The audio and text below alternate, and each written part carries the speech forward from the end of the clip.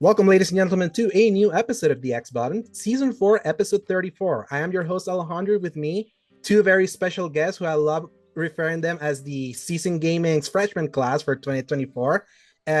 Joseph La Russa AKA DonLionheart making his return after 2 weeks. How are you doing, Don? Good. How you doing, Alex? Good to see you again. I love how often we podcast because we did Eric's, you did my show, and we're doing back Yeah. again. I mean, it's fun. I've always wanted to do podcasts, so I'm happy that there are other people who have them who want me on them, and I don't have to do any of the technical back end. So yeah, that's usually the best. That's why I like doing Eric's, because I'm like, this time I can just like indulge and just talk instead of knowing how to emceeing. And yeah, you're also joining us for her first ever podcast ever. Rachel Ray, aka Sardonisms, aka Sard. How you doing, Sard?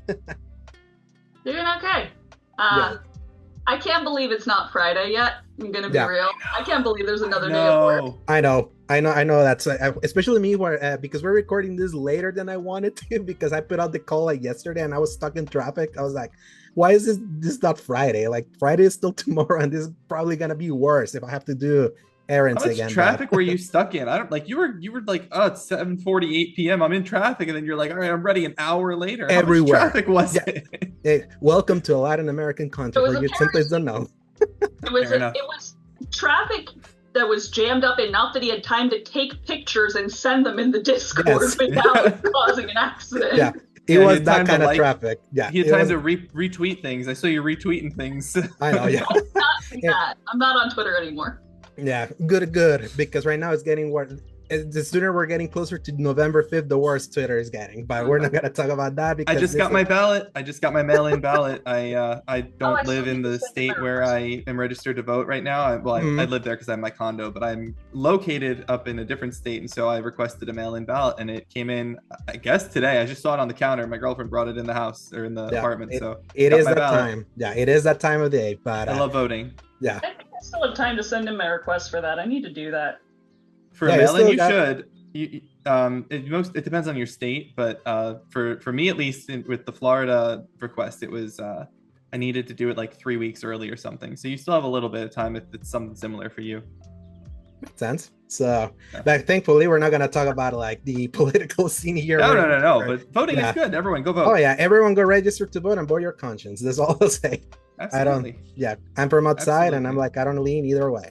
So, Before we start, this is just a reminder that this is the X Bottom Podcast, our gaming podcast that posts every Fridays from 10 a.m. onwards, God willing, available in the YouTube channel Escape Gaming, as well as most audio services around the world, Apple Podcast, Spotify, and the like. You can find links in the RSS feed at tinyurl.com/escapegaming. If you enjoy our show, give us a like and subscribe. So, time to talk about what we've been playing. Ray, since this is your first time, I want to give you the floor, especially because just today, actually, as we were recording, you published your review for Frostpunk 2. So the thing is out there. You're free to talk as much as you want or as little as you want. Go for it. Tell us, what is Frostpunk for those listening? Today is, in fact, is like the opening of the game, kind of. Little background spoiler there for the video listeners. It's really the beginning of the game. Okay, it's the beginning of chapter 1. There is a prologue, but whatever. Same thing. I don't remember how I found out about Frostpunk in the first place. Mm-hmm. I was never committed enough to get it, and then I tried it when I was on Game Pass, and I played it a lot, and I looked up on Reddit, why am I failing so bad? And I ended up completing every scenario except the Fall of Winterhome, which I am one day going to go back and try on easy because it's so hard. It's such a nightmare. It's like you start at the worst position you could have, and then somehow things just keep piling on. So Frostpunk 2 comes out, and I'm like, I didn't look up anything about the game beforehand. I was just like, it's more Frostpunk? I'm in. This is not my normal genre. This is really the only like city builder or strategy game like this that I do. First of all, Frostpunk 2 tells you should start on citizen difficulty. I'm like, okay. And I'm glad I did, because I found something out when I went and tried doing a Utopia Builder endless mode run on Officer, which is a second difficulty up. I would rather let everyone freeze to death on higher difficulties. That's awesome. Is it really that hard? It's not that it's hard, it's that every single community loses their goddamn minds. Like, I'm like, we're in the middle of a fucking whiteout, and the merchants, by the way, I forgot to ask if swearing's okay. Yeah, you can swear. Go for it. We're in the middle of a fucking whiteout, and the merchants are like, right now, we want to radicalize and try to overthrow you, and you have to get on our good side. And by the way, 70% of the time that you have to try to make that happen is during the whiteout. And I'm like, you have heat. There is no cold in the city in the middle of a fucking whiteout. Why the fuck are you stupid? So it's not that it's hard, it's that I would literally rather let everyone freeze to death than put up with their shit. It just sounds like bad AI, honestly. It sounds like that's just bad AI. No, the problem is it's realistic. That is so true. That's how like people react. People who are more rational than actual real world factions. Please, I can't handle this level of realism. That's awesome. So yeah, did that game come out like when did it come out? Was it like 2 Fridays ago? 2 Fridays ago? Oh, okay, so yeah, I tried to get the review done in the first week, but because of work stuff, I did not have access to my desktop for most of the first week. Understandable. Yes, September 20th. On my laptop, if I don't mind a migraine and 1/4 game speed. Yeah, September 20th is the release date. I just checked for us. Yeah. So Gotcha. Yeah, so it's been like out for a few. So basically, you have not been bought out. You got to play it like at the same time as everyone else, like not an embargo review. So you got to like really see it all. Yeah, and I found a bug. You did tell us about that. It sounded horrible. So in the story mode, you have a fixed set of factions, communities. Factions. There's 2 that are like identified as factions. They're all just whatever. They're factions. You've got the Frostlanders, the New Londoners, the 2 who show up based on plot stuff. I think there's a 5th one, but I'm forgetting it. Anyway, when you go to Utopia Builder, Endless Mode, you start out with 3 other factions and then 2 that show up based on your decisions for plot stuff. Well, there are refugee camps that are tagged as Frostlanders and New Londoners. And I took them in one of my Utopia Builder runs, which meant that I had 7 factions and the UI can only handle 5. Okay. So I have a save file named Frostlanders Where because I made a promise to the Frostlanders to use an action on them, but I can't because, as I realized only after that, even though they are in my city and have enough population that they have council seats and I can negotiate with them, they don't show up in the list of communities on the bottom. I can't use any actions on them. I can't interact with them. They only exist in the council. Damn. That's awful. So I'm a terrible politician. I try to keep all my promises. I know it's really weird. So I've basically, that save is basically dead because I can't, and it makes me very unhappy that I can't keep a promise for something that is not my fault. So I ended up contacting the devs. I was like, hey, what do I do? I just messaged their tech support email that they've got on through Steam or whatever. I was like, I can't keep this promise. I can't use this action. And they asked for my save file. I sent them my save file, and they were like, yeah, the game shouldn't have let you have that many factions. I was like, okay. I'm glad I'm not just missing something, but I'm a little bummed that save is dead. Now, real quick, was this like the bug that was mentioned at the end of the review? Why this went from like a 9 to an 8.5? Yeah, makes sense. So. Yeah, because a 9, it is what I would consider to be a notable issue because... For sure. Oh, yeah. Sure, if you just want to be like a real-life politician, you don't have to keep your promises, but to have the choice taken away from you is a problem, in my opinion. So, yeah, it's not half a point off a game. Now, do they expect to add more faction capacity, or are they just going to fix the bug that allowed you to have too many factions? I think they're going to fix it so that only the factions you start with can show up. That's my impression. That's the lame approach. Yeah. Based on them saying that it shouldn't have let me have that many factions, I think they're going to correct it so that you can't accidentally get refugees from factions you didn't start with. I like the other way. I think they should because that's more realistic. That's more like your refugees. You bring them in, make a faction. I think that works better. I think it also adds I kind of like the gameplay loop of negotiating in the council favors in exchange for votes, and I have not failed to pass a law that I wanted to fail because I am open to negotiating. I have not been able to pass a law that I wanted to go through. We knew what you meant. Yeah. Okay, yeah.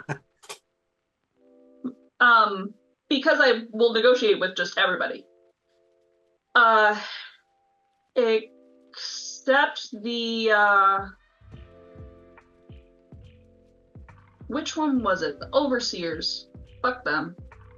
They were the ones that showed up in one of my runs as being opposed to everything I've done. And they're like, we need you to demolish this building that is literally keeping your scout teams from dying. And I'm like, I have a better idea. Condemn. Wow. The old school way, Yeah. The dialogue that pops up, because they've got little lines that pop up, says it's not true, we don't eat babies. And I'm like, but it's kind of funny. What even is that game? So there's an action where you can condemn a faction to shame them, make them lose council seats, make them lose people, and the reaction is always, we don't kill babies, and actually I heard they kill babies, and I'm like Yeah, so I assume it's like a post-apocalyptic society trying to survive or things like that. Is that kind of like the vibe I get of what Frostpunk is? The idea of Frostpunk is the sun got dimmer and the world got plunged into a major ice age. And in the first game, you have this comparatively tiny little space that you're working with. You've got a generator in the middle, and you are building I kind of alluded to it in the review, you're building the individual shelters and buildings, and you build it in a ring going out from the generator. In this one, you've got a much larger space, because first of all, you can actually get out of the crater into the surrounding lands a little bit, and second, the Frostlands got a lot bigger, and you can actually have colony sites, which is awesome. So you can end up with, I don't think you can go above 4, but I think you can have 4 different, I know you can have 4 different sites. I don't think you can have more than 4 different sites where you're just all set up and you have people. And they can move resources between them. You can transplant people between them because you just never have enough people. Yeah, it sounds like a pretty good game. Yeah. It sounds like a good game. I never played Frostpunk, but I like some of those city builder things sometimes. I like City Skylines a lot. I never played City Skylines 2 or anything, but it sounds like what stopped me from even trying Frostpunk was how hard it sounded to me. I was just I don't really want it to be annoying. Frostpunk 2 is a lot more forgiving. Again, I play it on the lowest difficulty because I can't stand the people if I go up a bit. Yeah. Is there much like real people, damn it. Is there a story continuity, Sard? Would I be missing out on the story of Frostpunk 1 if I went straight into Frostpunk 2? No.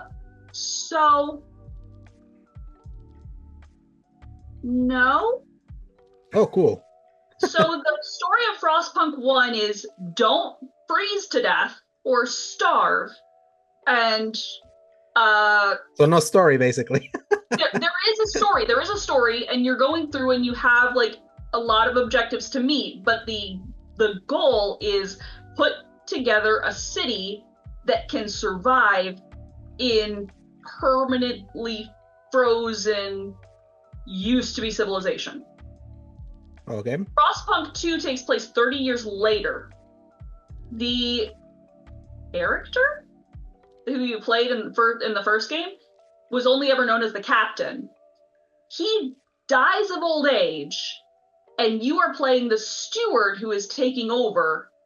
And it's 30 years later, so you've got a lot more technology options. And people know that they're not immediately going to freeze to death in the middle of the night, so they have a lot more opinions, and they're willing to tell you all about them. So it's way more fleshed out game, basically. Like a lot of more little stuff. Super fleshed out and they tell a continuous story between them, but you don't need to play the first one in order to understand the second one. You basically get Easter eggs if you do. Okay. Oh, cool. And now, real quick, Ray. Obviously, this is a PC game. Like, how strong was your rig to be able to play this one? Just to see if mine would be able to run it. So, do you know? I am sure yours can run it because my system is a few years old at this point. Okay. Yeah, mine is from like 2018. So it's i7, 16 gigs of RAM. Okay. Cool. So then obviously yours Don will be able to run it. You have like the 4090. I do have my 40. Did you guys, not to change topics, but similar to this, because Civ 7 announced its PC requirements today. Oh yeah, I kind of saw it. I was like, oh, okay. And I was like, okay, I can meet all those for the minimum, obviously, for the recommended. And I'm like higher on the graphics card than the ultra setting requires, but my CPU rather is the gen before. So I have the i9 of the 1300 series, and this wants the i7 of the 1400 series. So it's like, I don't know. Am I there? Can I run it 4K Ultra? Who knows? Yeah, I'm at i5, and I could try to push anything to, because I have a laptop. My brother has the 3060 like CPU that I don't use. I have it like over there because I don't want to get used to that. So that's why I'm like, I wonder like, well, what are the, like, for example, the Age of Mythologies retold game, like that could run well in my laptop. Obviously, there's a remaster / remake of the older game, of like an older game, so that was easier to kind of get running, and also I have an Xbox to kind of play it. So I was wondering to see like what was the specs for Frostpunk 2 to kind of check it out, because it did sound interesting just reading your review and hearing some of these interesting thoughts about like the societies. My GPU is a NVIDIA GeForce GTX 1070 Ti. Oh, okay. Then mine can run it. I have a 2060. This is a few years old, and I got it when graphics cards were super expensive due to mining and shortages. So, like 2021 probably. Like, you can run it because I can run it. I have a 2060, and I could technically get it to run at least at 1080p medium, at least some modern games. So Sard, any other games you play other than Frostpunk, or that was your entire focus? I just played some gacha games. Nice, yeah. AKA Genshin Impact. Apparently, Don and I have the same main in Genshin Impact, and this is really never come up before. Huh? Interesting. Yandere. I love my Yandere. Absolutely. I've never heard Yandere before, and I'm kind of surprised, and I'm a little disappointed in myself for not coming up with that. Oh yeah, I've been calling her Yandere since they revealed her, and that's what everyone in my friend Aki Serenity in her Twitch stream, she's a Twitch streamer cosplayer, they all know her as Yanbei because of my name. I'm a mod in her chat, so like I have authority. It's Yanbei, and I correct people who call her Yanfei. My player message on Genshin Impact is literally Yanfei is best girl and has been for years. And in the Discord chat when we were chatting, I was like, I said Yanbei is best girl. Yeah, so that's what that was. Yeah, because again, while I was stuck in traffic, I was kind of seeing. I was like, "What is going on?" I was like, "Oh, they're talking about Genshin." Yeah, so it makes sense. Alex, she is red themed, which red's my favorite color, even though I'm colorblind. She's a fire vision, which pyro vision, so she throws fireballs. She literally takes fireballs and throws them. She's got some of the farthest distance of a catalyst user, of like a magic user in the game, which is really cool. And she's a lawyer in universe. She is an in-universe lawyer, and I am a real world lawyer. Advisor. She's a lawyer. Nice. and I've told this to people before. I don't know if anyone believes me or not, but she is the perfect embodiment of what an American lawyer is like, in how she speaks, how she acts, her voice lines, her whole characterization, speaking as a lawyer and as someone who knows a lot of lawyers. That's us. Like, that's what we do. That is how we speak. That is exactly how we think. I don't know how this Chinese team localized her into an American lawyer, but they did a fantastic job. It's amazing. It really is. Don't underestimate the Chinese. No, it's just like, I couldn't imagine anyone from another country knowing a very specific profession of a very specific nationality so well like that. It's just crazy. Just crazy. Nice. Like, if you teleport into nice weather, she goes, this weather's got me in the mood for reciting some laws. Let's see. And Commercial Code of Leeway, Chapter 6. Yeah, she goes, Commercial Code of Leeway. Oh, God. Article 6, Section 4, Paragraph 2 says, oh my goodness, I've completely forgotten. What is wrong with me today? Yeah, yep, that's lawyers. I'm like, that's lawyers. Yeah, I love you, but I feel like that question maybe should have come earlier. It's funny. I almost installed Genshin last week. Do it. Yeah. And then it was like 112 gigs. I was like, okay. I have no idea how I'll big think Genshin about is. it. Yeah, it was 112 no on PS5. So I was like, okay. I have Genshin on PS5. I have it on my phone as well. I do my phone Genshin stuff because sometimes I'm watching a soccer match and I have to do my Genshin dailies, and I'm watching the soccer match on the TV. And I have not missed a single day of Genshin dailies since Genshin launched in September of 2020. Damn, 4 years of dailies. Yeah, because they take like 10 minutes. Like, they don't take any time to do the commissions. I do the commissions every single day. I have done them via PlayStation 5 remote play on my phone before the accounts between the phone version and the PlayStation version were linked. I have done it from my phone in another country. While I was having hair surgery. I have done Genshin everywhere you can possibly imagine, other than on another planet, I guess. Yeah, you're in deep. you're like in deep. Ray is too. You know, it sounds like her dedication is intense. I have not kept up with dailies every day. In fact, this is the first day I played all week, but I keep coming back to it. Yeah. I'm super far behind in the story. How are you? But I keep coming and just farming stuff, and today I got Sino triple crowned, which means his talents are max level. All of his attack abilities are max level now. So yeah.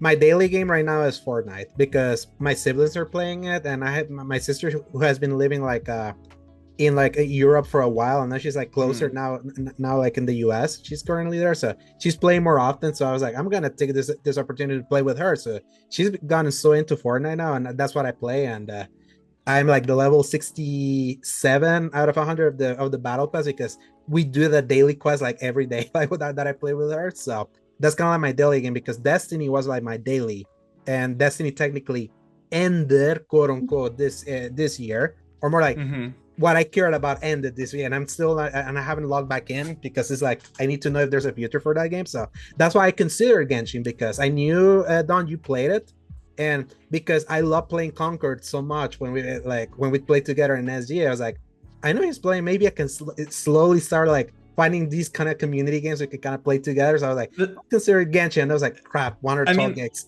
Honestly, Alex, the real trick with Genshin or even Honkai or ZZZ, any of the MiHoYo games or Hoyoverse games now, they're not multiplayer other than co-op. Like, you do a little bit of co-op in them, and then that's it. And then there's some events that force multiplayer, and I hate them because I don't like doing multiplayer. Yeah, I don't really do it multiplayer either. I'm with you on that. Yeah. You should download it if you have the space for it. Even if you don't play it right away, you should download it and make an account now, because during this patch, you get to pick a 5-star character from the general pool. Okay. I grabbed Tidari so fast because I only care about the minimap passive. I'm never going to use him, but I wanted that minimap passive so bad. Yeah. What is the minimap? Is his passive the find ingredients thing in Sumeru?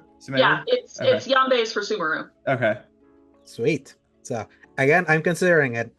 That's two people I know that are playing it, so it's definitely I'm gonna clear space and at least get it installed because I need something to, as I'm playing in between games or waiting for bigger stuff, I still need something to kind of keep me entertained in the middle instead of having to go replay stuff. Like I just finished my God of War Ragnarok replay, platinumed it, platinum 71. So that's my second time platinuming that game. So it's like I'm re-platinuming games that I already platinumed before. I'm kind of like in this weird in-between space that we're waiting for like bigger games. But Don, you finished Mafia from the last time we talked in Eric's show that you can go check over at Game Positive YouTube. So overall, I like the story of Mafia overall, definitely. I am a big fan of the Mafia as a cultural thing, as Italian American heritage. It's just an interesting part of the history of my people here. So it's fascinating to me, and I'm a fan of The Godfather, like most people are. It's my favorite movie and all of that stuff. So I just never played Mafia 1 because Lost Heaven is it was a PC game. Mafia was a PC game in 2002. It came out, and I was just like, I don't have a PC. I was 9. I was a kid, so I was like, I don't know anything about that stuff. So I'm just like, all right, well, whatever.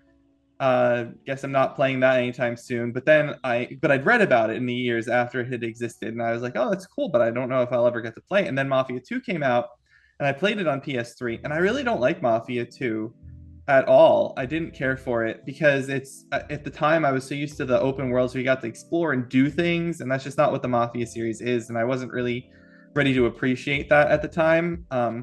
And so I never played 3 when it came out because I didn't care for 2, and then I just had never played 1 because I just never went back. And then they finally released that remake of it a few years back, and I decided, when I'm in this like gray zone of just waiting for Dragon Age, it is October 3rd. It's Veiltober, Dragon Age of Veilguard, Veiltober, and I'm waiting here. I'm just like, okay, well, it's the end of September. I don't know, what do I do? So I did Mafia, and because that was just free, and you get it for free in one of the PlayStation Plus things at some point in time. In the Essential one, they gave it for free.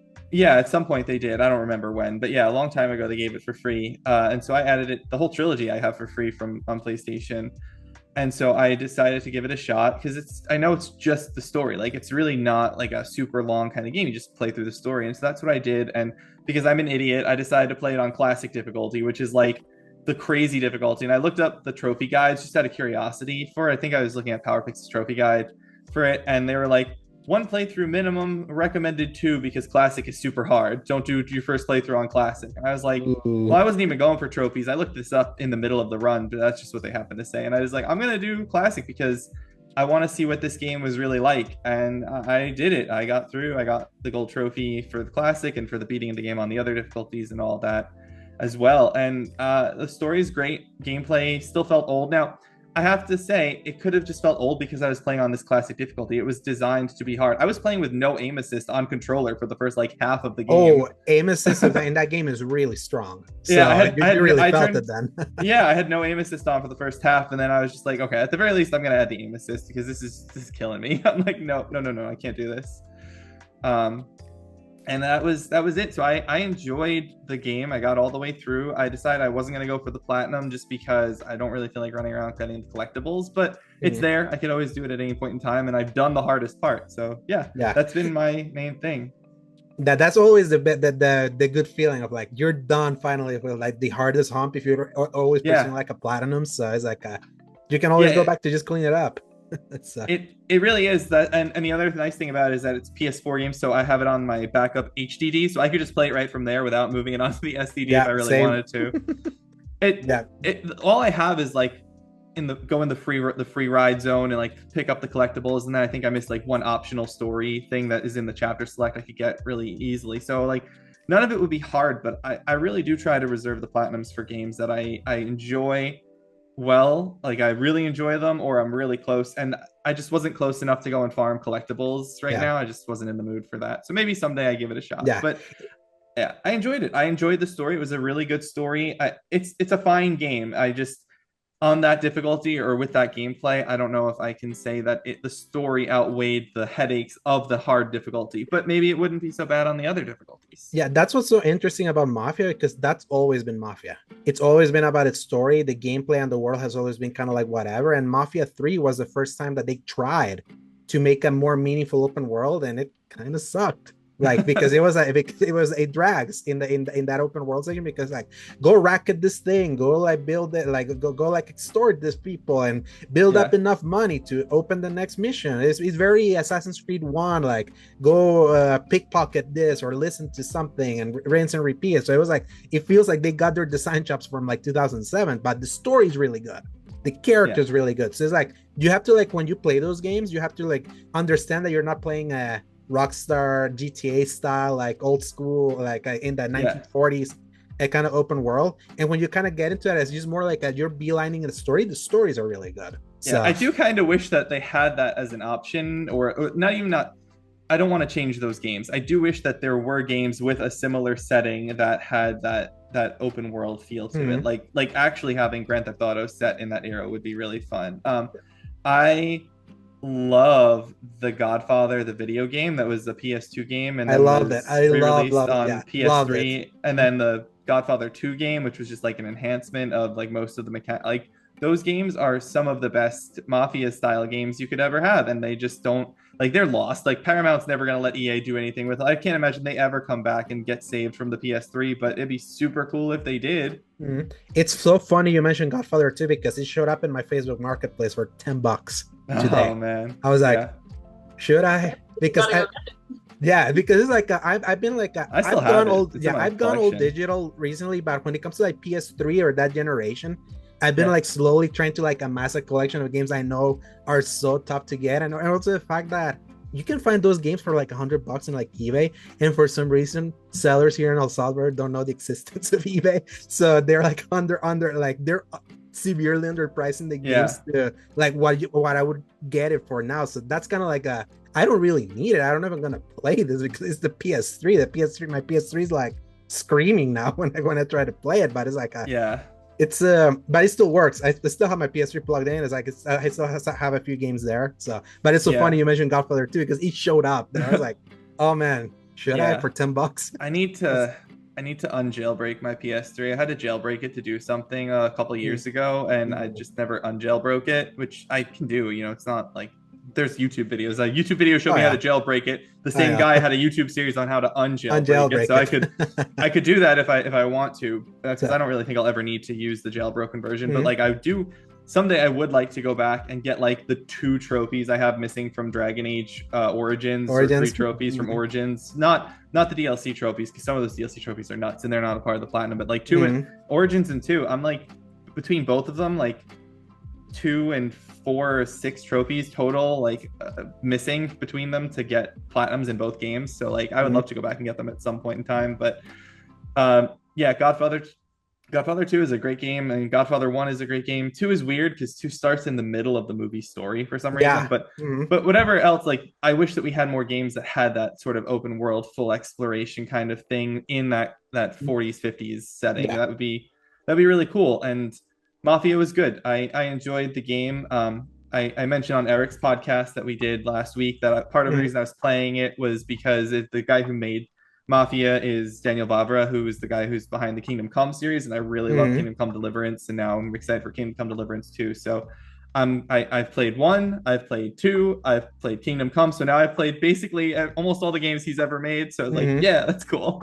And maybe I'll do 3. Maybe I'll check 3 out at some point. I do have some time, obviously, still before the end of October with Veilguard coming out, and I'm excited for that a lot, but I don't want to dive into anything that's too similar to it, which is part of why I'm not going to do the Metaphor when it comes out. I'll wait for Metaphor. So you're going to skip it at launch? I'm going to skip it at launch. As much as I enjoyed the demo, which we'll talk about in a second, I'm going to skip it at launch and probably wait for at least a little bit of a sale on, just because I have so many other things to play. And I have enough to do right now. I'm going down to Florida for a little bit in 3 days, so I've got. And you're going to be there for 2 weeks, right? Like, I'm away for 2 weeks. I'm not in Florida for 2 weeks, but I'm away for 2 weeks. Yeah. Gotcha. So real quick, before we talk about Metaphor, Ray, are you interested in ever playing Mafia? Like any of those games, or not Ray in Well, Sard games. I am not familiar with the series at all. So Drive, bang, bang, drive, Yeah. bang, bang. That's it. That's the game. Mafia. It's about the mafia, basically. You drive a car and then you shoot people, and then you drive a car again and you shoot people, and sometimes you shoot people while driving a car. Yeah. That's literally it. I got into gaming relatively late, and mostly I know the niche of like what I see people play on streams or what my boyfriend plays, and I'm just not familiar with the series, so I don't really know. Okay. Honestly, it is really like we described. It is a very story heavy game. You like stories, I guess, in games. I do right? like stories. If you like stories, you throw it on the easy difficulty, and you're literally just driving a car between missions. And they have an option in there where you can skip optional driving sections. Like they'll just those optional drivings gets you like eventually like grates on you because it's just like literally driving from like the story beat to story beat. Yeah. So they let you turn off a lot of the optional driving sequences, and you would just. I mean, I don't know how long the game took for me to beat. I didn't really check. It was probably like 12 hours or so, 10 hours maybe. I spent a lot of time on that freaking race because I did the race in classic difficulty, which is outlandish, and that was like 5 hours. Yeah, it took me like 5 hours. Horrible part. I mean, I kind of enjoyed it. I enjoyed it because I got good. Yeah. I kind of enjoyed the race at the end because it taught me how to drive. Like I learned how driving worked in that game to beat that race. Like I figured it out. So yeah. You were saying, right? You were saying I was just making the joke that like I don't know if I need to skip the optional driving sequences. I played Final Fantasy 15. Yes, that's so true. It's good music. Oh yeah, love the drive. I know people hate the driving, but it's like I love the vibe of just kind of chilling with the guys. Yeah, that driving is not as bad as the driving in Mafia, though. At least in classic controls for Mafia is kind of like, it's almost as if the road has a thin layer of water, and everywhere you're going, you're hydroplaning because you're skidding constantly when you're trying to turn. It's ridiculous. Yeah. So that might make me turn off. Yes, but again, that's on the classics. That's on like the simulation difficulty. If you drop it down to like an easier normal thing, it overhauls the driving. It's supposed to make it a lot better. So and I'm of the kind of like the camp that no shame of people playing on easy. Oh, yeah, I rather people play the games like to experience it, even if it's like in the easier difficulty. Like newsflash, I'm gonna play Metaphor in the easier difficulty when I play this. Like I don't want to drive my head up the wall when. I have heard that there's dungeons in that game for people that demoed that when they went to the preview that they did dungeons that were like really hard. I'm like, no thanks, easy, since I'm not reviewing this. So Don, so you also played the Metaphor demo. I played the Metaphor demo. I played it briefly because I was like, I just needed to know if I was gonna like it. Like, do I really? And I'm like, Persona, I like in concept, but I have never finished one. Yeah, like I don't know why. And obviously they're like way too damn long, but I like something more like fantasy or fantastical. That the Metaphor at least is like, okay, it's like Persona in fantasy. That's pretty much kind of like the impression I got, and with added combat that you can kind of start slashing on enemies before you go into. Yeah, the slashing combat's great. Yeah, so I was like, okay, this is more like my speed. Don't need to play anymore. I'm gonna save this demo for October 10th. And then when the full game comes out, I'll just kind of switch over and do that because I remember when I did the Final Fantasy 16 demo and loved it, but the wait from that demo to like release was like so interminable, and I hated gaming in between then because I was like, I just want to keep playing that. I don't want to. I realize now that I've gotten into a point where I used to bounce from game to game like easy, and now I'm like, I feel like I'm flipped the other way where I really love like honing in on a game. So that's why I was like, I don't want to do that right now because that tends to like hurt my enjoyment. But what do you think of the Metaphor demo? At least what you played, since you told me you played like 8 hours of it. Yeah, I as far as I'm concerned, I finished it. There gets to the point where the game tells you, thanks for playing the prologue. You have 3 days to do what you want. You could challenge this dungeon now if you want, but if you get a certain point, we're going to stop you. So as far as I'm concerned, that's the end because I'm not going to get in the middle of a dungeon. Yeah. Why would I do that? Why would I bring myself into the middle of a dungeon? I'm just going to stop here then. I'm not going to waste days. because like Alex, like you said, Persona style calendar system, days matter, time counts, it's important. So I was like, if I'm gonna pick up this game and play it, I'm gonna stop right now rather than waste time when I don't know what I'm doing here or what's gonna happen. So I'm like, I am like what you're becoming. I do tend to focus on games, so I don't like to start them and not finish them, as I think I said last time we were on the podcast together. So for me, Metaphor playing the demo was really, you had to sell me on it, because I've never played a Persona. I think I own 5 Royal on PS4, but I never played it. I own it as a gift from my mom for Christmas or something one year. So I just I have the PS4 version and the PS5 version. I have both Royal editions. I still haven't like gone through them. So I've never played a Persona, and I fall in that same camp of it looks interesting, but I just, something about it, I'm not super interested in what the kids are doing. Like, I don't care that it's high school kids that much. I'm not really interested in, you know, Phantom Thieves, and like the premises of these games don't pull me in the way that Big Fantasy World pulled me in, like a Final Fantasy.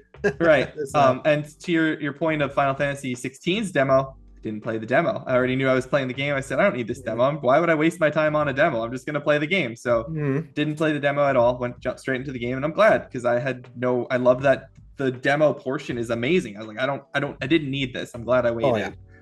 And so for Metaphor, I went into it in I need to be sold this game, because I don't have any real experience with it. So show me what it is. And I'm not gonna lie, it starts off a little slow. You're in the city, because once you get it, you're on a cart, and once you get off the cart, you get into the city. And once you're in the city, you're just like exploring the city, but it's very much like you can't go in here, you can't go in here. And I'm not crazy in thinking the game looks butt ugly, right? Like in parts. Oh no, it hurts my eyes. That was another part. I was like, oof. It feels like I'm playing like an up-res Switch game, and like in that city's part, like with the aliens and all that. It literally hurts my eyes to look at the game. Not the anime sections. The animated sections are beautiful, but the actual gameplay itself hurts my eyes to look at. And my girlfriend too. She's in the back over there somewhere. She was watching me play the game because I thought she might like to see this one, and she was like, I don't like looking at this. And I was like, I don't either. Because when you run, it has these like things that are like almost like motion lines to show you that you're running faster, which makes me think it may be a camera trick, that you're not actually moving faster, because apparently that's how they make you feel like you're running faster in the original Mass Effect, which is really a weird thing to think, but is apparently true. Oh yeah. So I remember that. Yeah. So it's uncomfortable visually, but in that city, you're very streamlined. Like, I want to explore. I want to go in that shop. Oh, let's not go in that shop. I want to go down that alley. Oh, let's not go down that alley. Because you have a little fairy companion who helps you out and like guides you and stuff. And she's cool. Like, the characters ahead of us later. Yeah, exactly. Yes, the Paimon quote. Yes, that's right. That's right. Sorry. I love it so much. And so I'm exploring. I'm trying to run. It's like, nope, just go straight through. I'm like, all right, fine. So I went straight through and I did this stuff, and you get through the first opening like hour or so, and then you're finally starting to like learn the combat after all the cutscenes and everything that's happening, and introduce you to the world.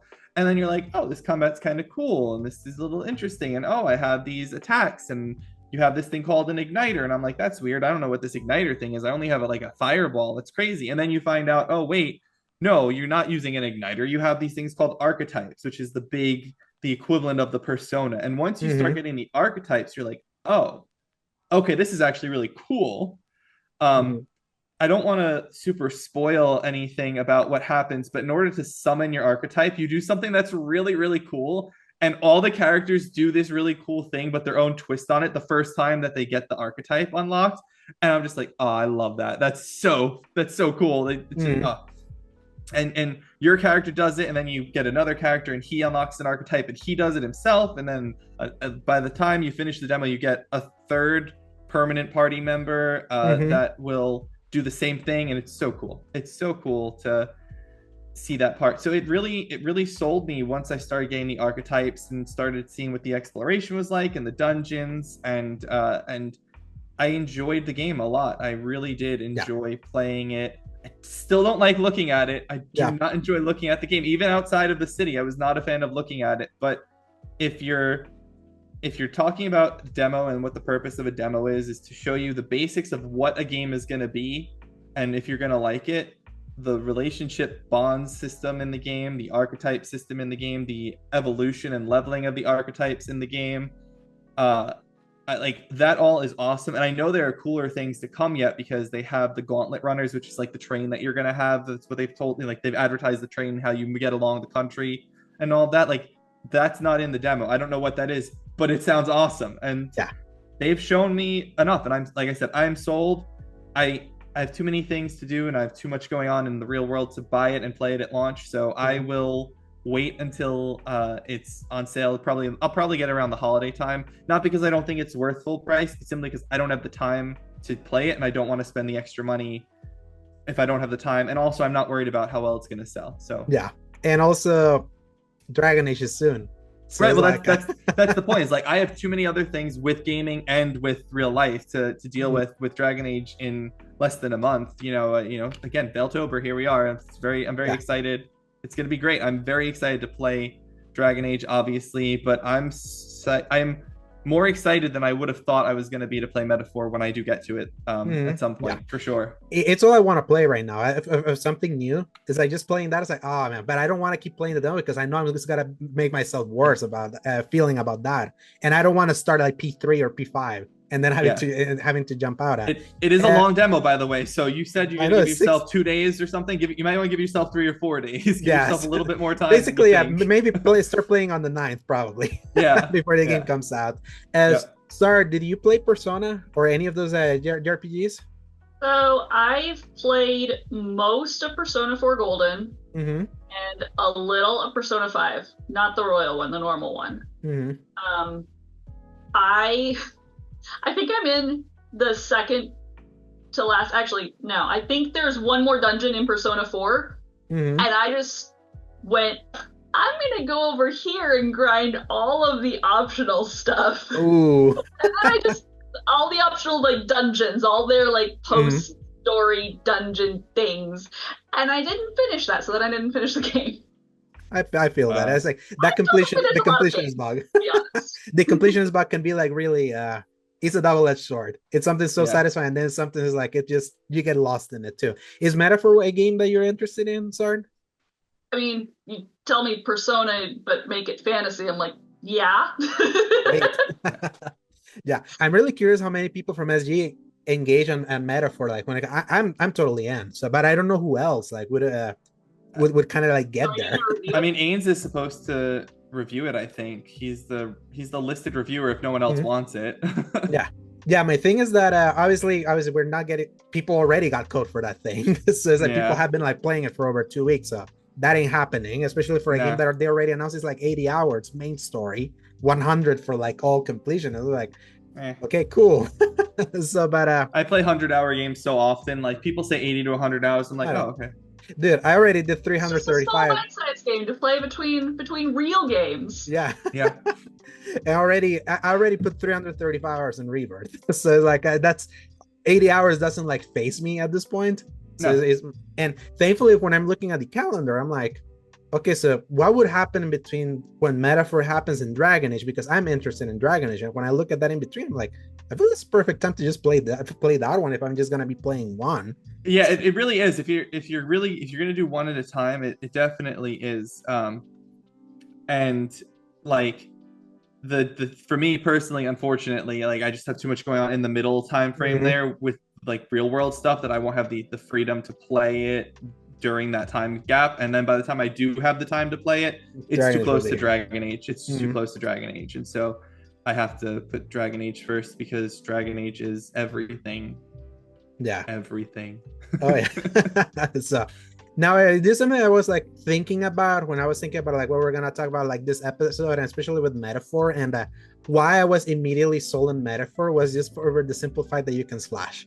It's so funny. Like that you can just start slashing at enemies before. It's super. I should say that's super helpful. Like there are weak enemies that you're like, do I really have to go into a turn-based battle to do? And thankfully, no, you don't have to. You just slash, and it's great for sure. And then it made me start thinking about kind of like the kind of JRPG that got me into JRPGs, and I just kind of wanted to ask you, like, obviously, Don, talk up kind of like before we recorded, kind of like what's your kind of history of JRPGs, and obviously it's not too extensive. I don't know what yours is, Sard, or what you kind of like look for JRPGs. But what's so funny is that when I think about JRPGs, I know some people only thought about them as like turn-based stuff, but when you really think about what JRPGs are now, it's like it's so broad.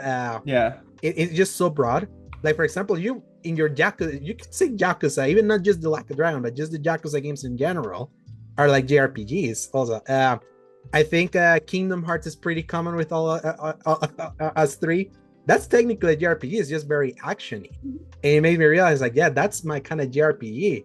Or like how I got into like the concept of like the JRPG-ness of things. So what are the things that what did you say to Resort? Sorry? Kingdom Hearts is why I'm a gamer. Yeah, many people are. It's like go for it. When I was a kid, I knew there were no other gamers in my family.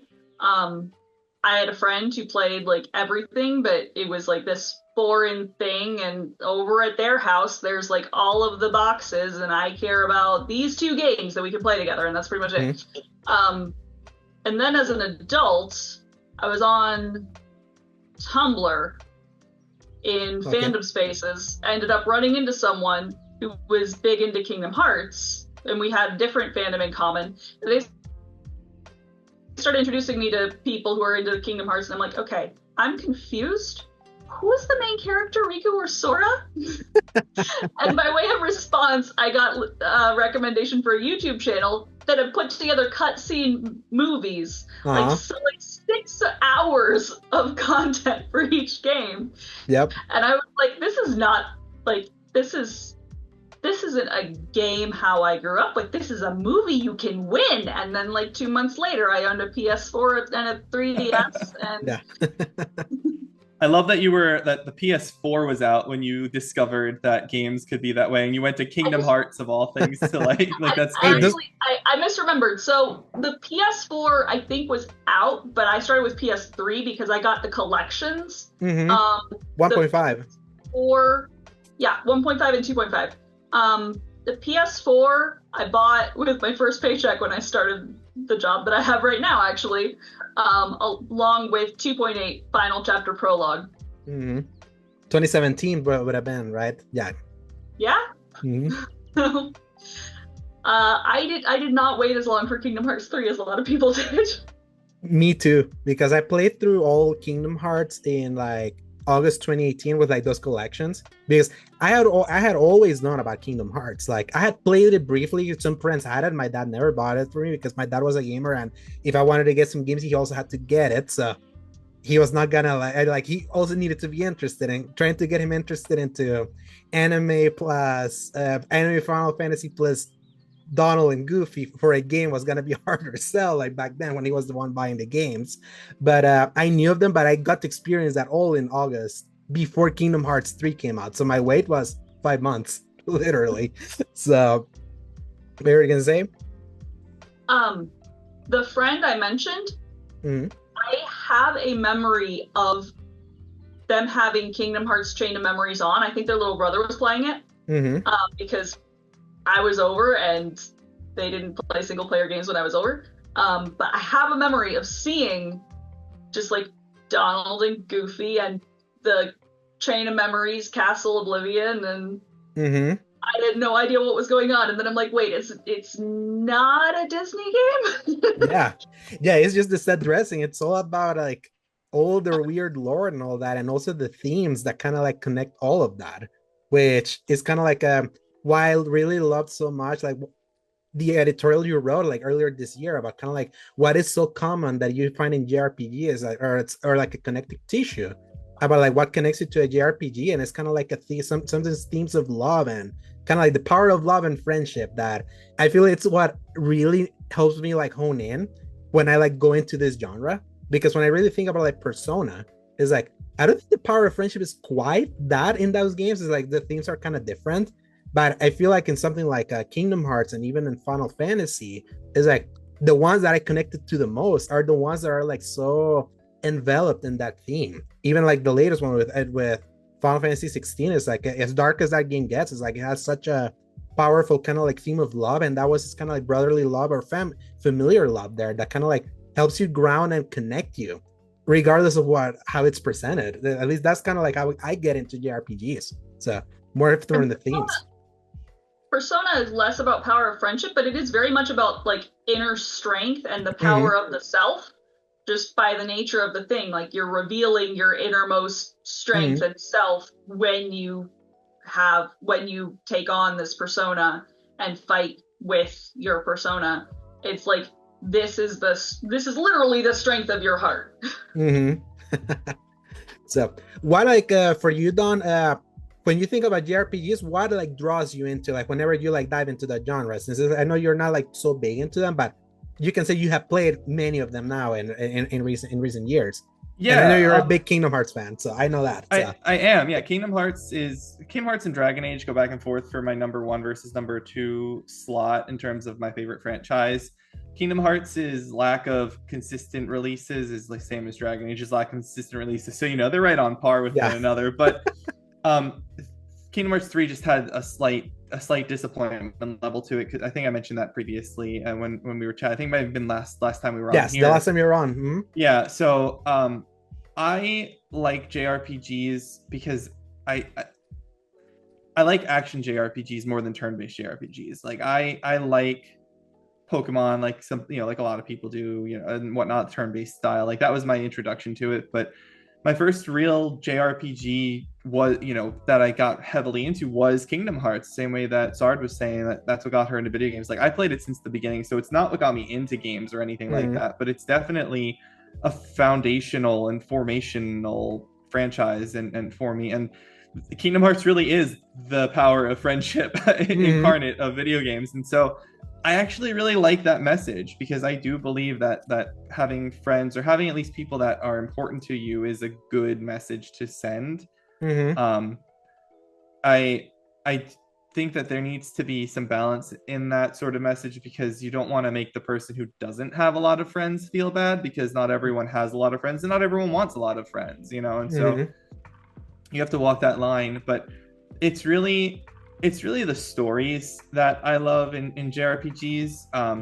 I like Western RPGs because they have choices. That's why I like Dragon Age and why I like the Bethesda RPGs and whatnot. Skyrim has choices, things that you choose and what you do. And I like choice and consequence in games a lot. But the thing with JRPGs is they don't have those choices, but what that gives you is oftentimes a grander, crazier story. And I like grand, crazy stories. I think that grand, crazy stories are more fun to play through, and they're more engaging than smaller stories sometimes. That's not always the case. I love Life is Strange. Life is Strange is one of my favorite series, and I really, really love 1. I'm really excited for Double Exposure coming up. And I have to say that some JRPGs are a little weird, like they get crazy in their stories, like the Kingdom Hearts is out there. But there's a level of weirdness to JRPGs that aren't always found in Western games, because the Yakuza games being perfect example, they're action brawlers, but there's like a huge RPG element to the first Kiryu story of things. And then obviously it comes a straight turn-based JRPG for like a Dragon onward, and there's a lot of crazy, wacky things that go on in there, and you don't get wacky as often in the West. And I think that's just a cultural thing and a sense of humor kind of thing, and that's fun. I enjoy that. I enjoy the Japanese sense of humor that they throw into those games. I think that adds something, and it makes them unique, and it makes them special. I love how unapologetically weird Japan gets with its storytelling. Yeah. Like it's even outside of games. Like my favorite manga is Jujutsu Kaisen, and one of the reasons is it makes sense in context. Mostly. But it is so weird. You've got a character who speaks entirely in rice ball fillings. And it makes sense in context mostly. He kind of picked that arbitrarily, but it makes sense in context why he talks in gibberish.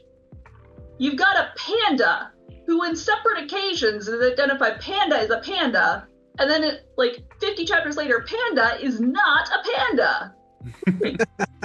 It's just weird. I love how weird Japan gets. They're like, no, we don't need to justify this. And I feel I feel what's weird is that maybe like a decade ago, I would like cringe at that weirdness.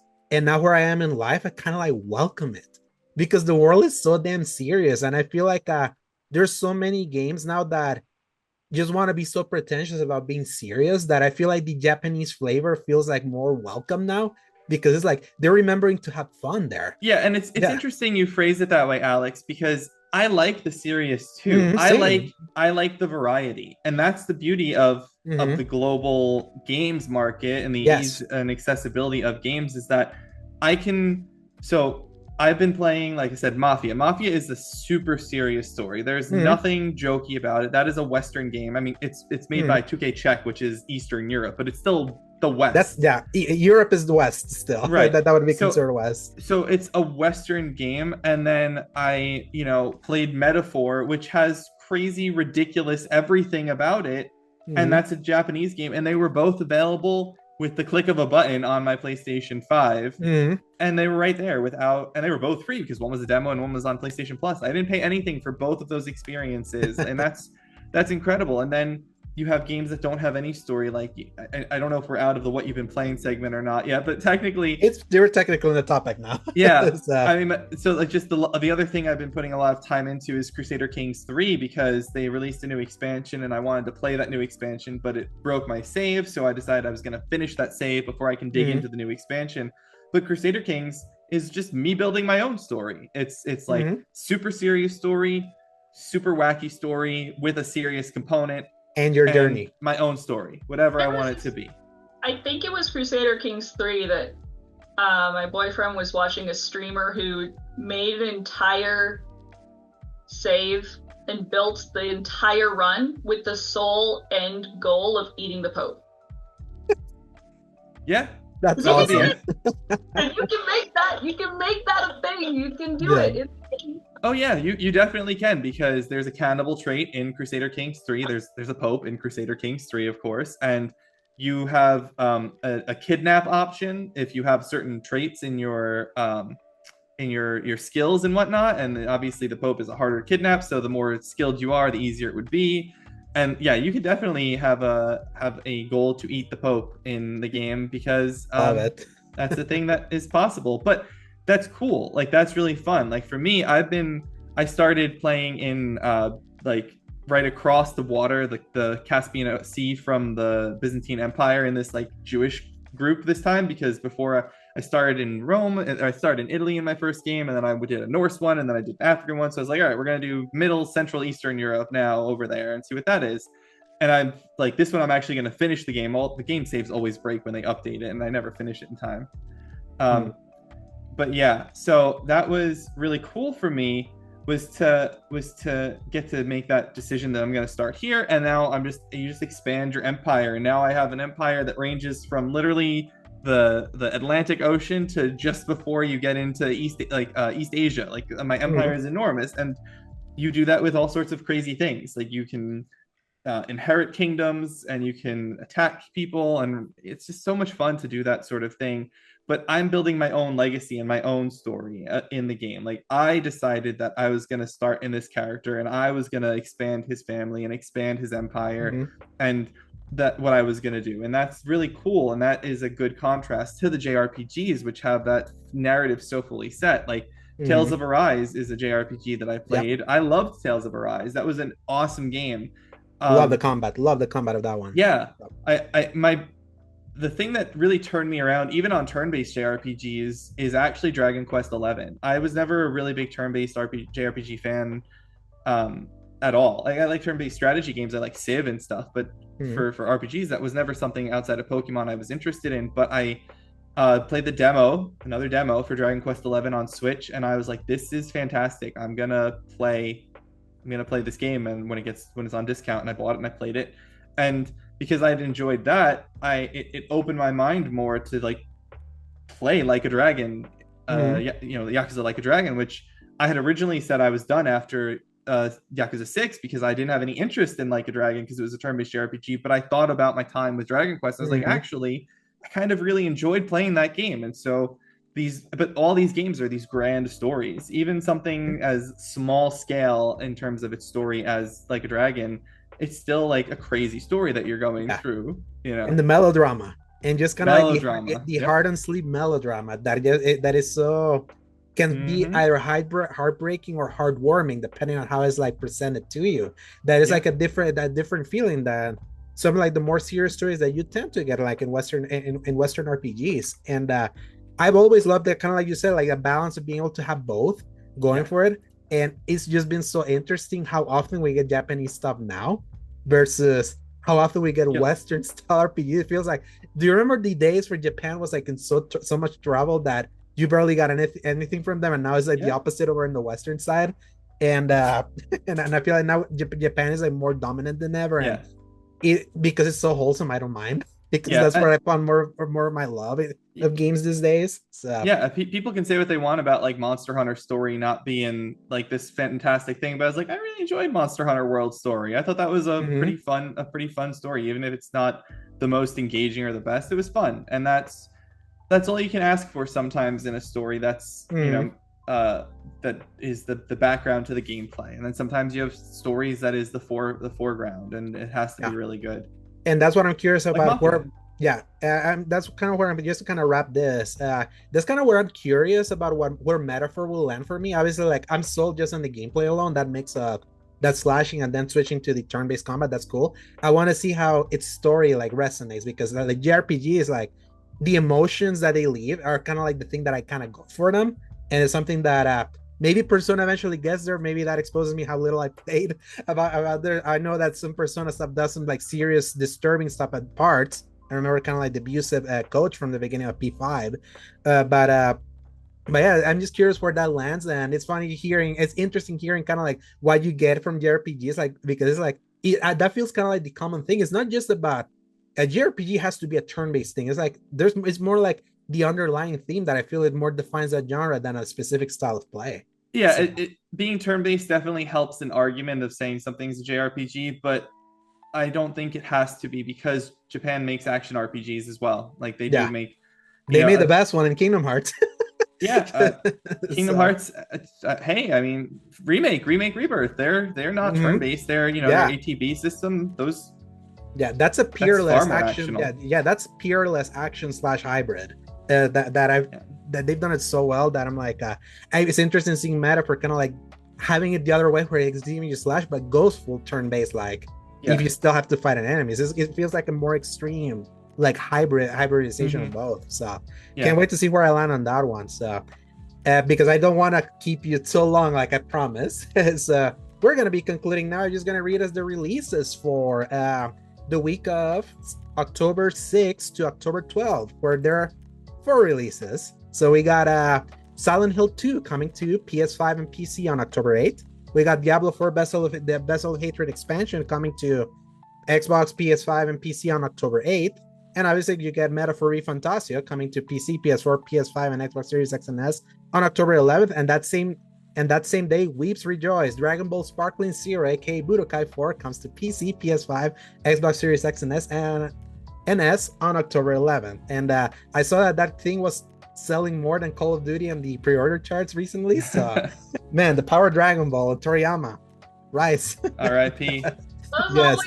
It's always hard to know how those are tracking, especially with something like Call of Duty, which doesn't it have like 8 editions or something that are all tracked separately? Yeah, like the complete editions and kind of like the base editions. It was like tracking about both of those, at least the last time I checked. So it was interesting. Be like, yeah, Dragon Ball. Maybe will this have a bump because of Toriyama's passing earlier this year? Like maybe just, but I know Dragon Ball's still big. Yeah, I love Dragon Ball. I probably won't buy this one simply because I never really liked the Budokai Tenkaichi series. I always was a fan of the Budokai series.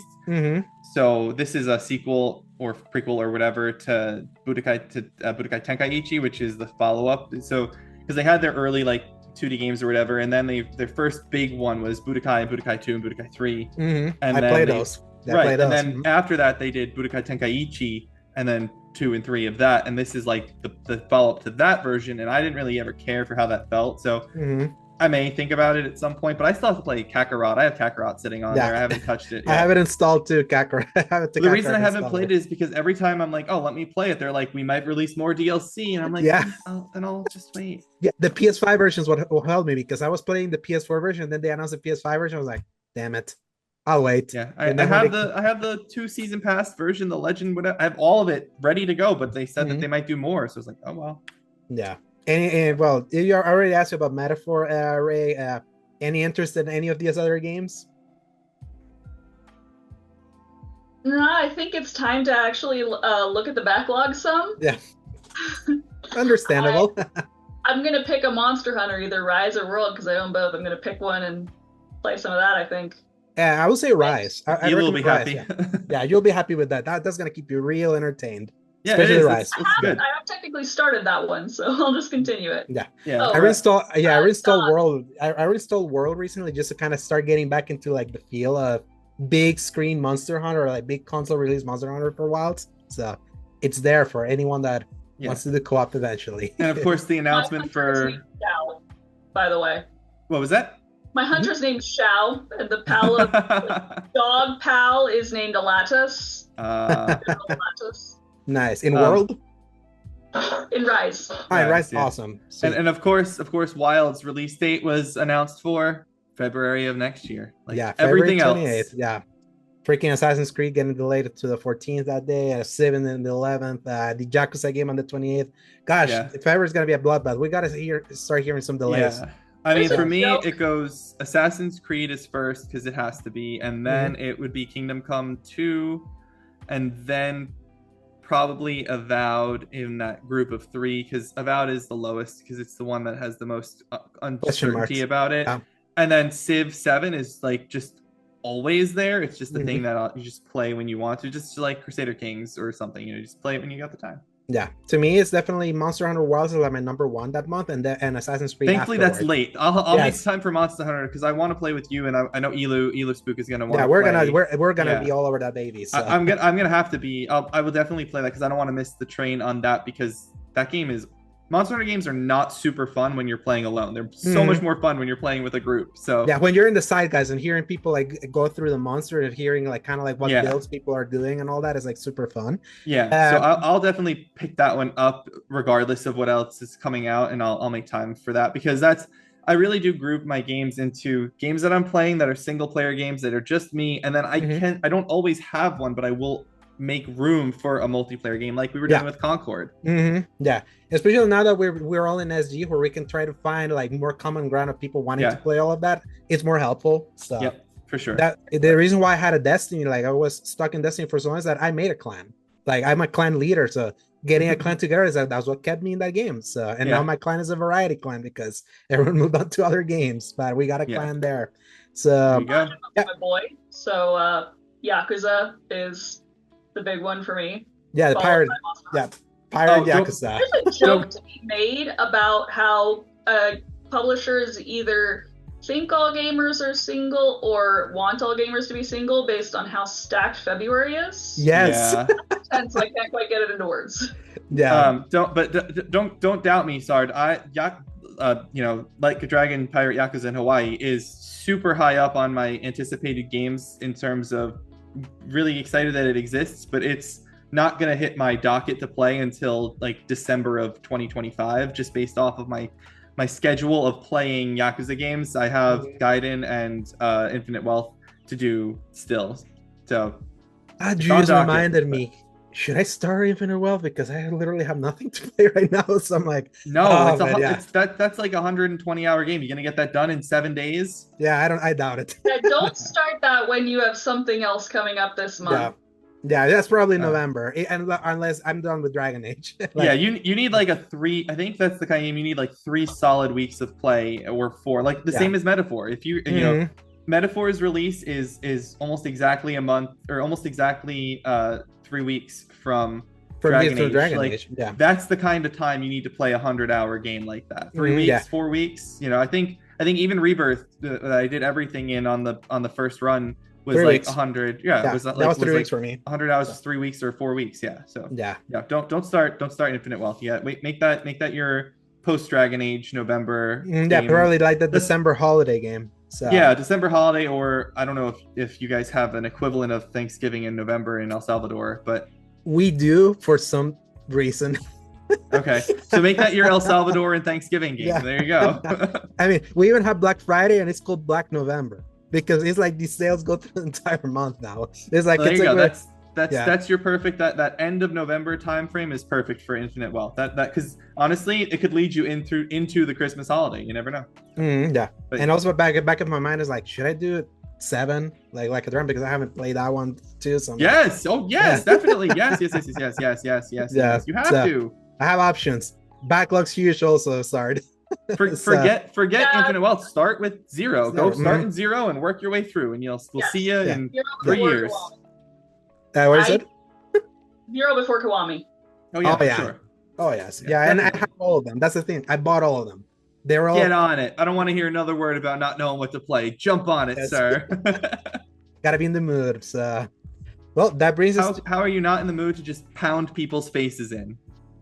Something I don't want to be reading dialogue. You can break dance them to death. Yeah.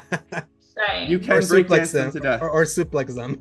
Yeah, suplexing them, but and break dancing as your combat movesets for Majima and 0. You do. You definitely do have those two things. I would say I do love overpowered. Yeah, I do love me some Matt Mercer. I want to hear his Majima. So it's fine.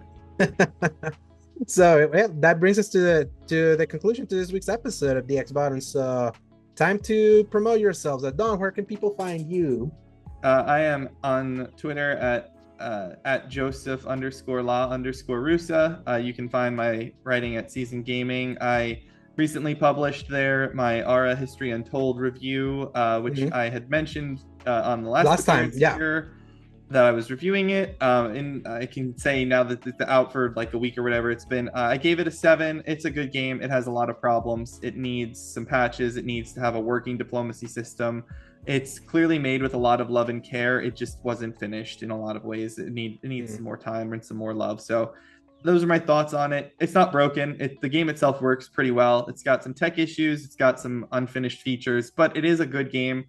I recommend people play it on Game Pass if you don't have anything else like it, which there really isn't anything else like it other than your civs and whatnot. So give Ara a shot. I do not recommend buying it at full price right now. I would say wait for a sale for it. If you're going to buy it. But if you're on Game Pass and you want to give it a shot, it's worth it. You'll enjoy yourself, I think. I got a good 30 plus hours out of it.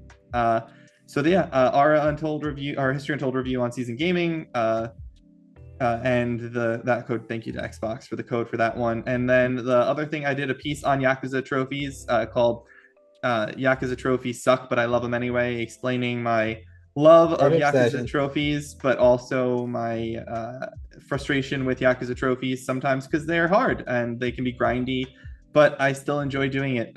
There's value to it for me. So yeah, you can find me on Season Gaming every so often. I don't have anything else in the works at the moment.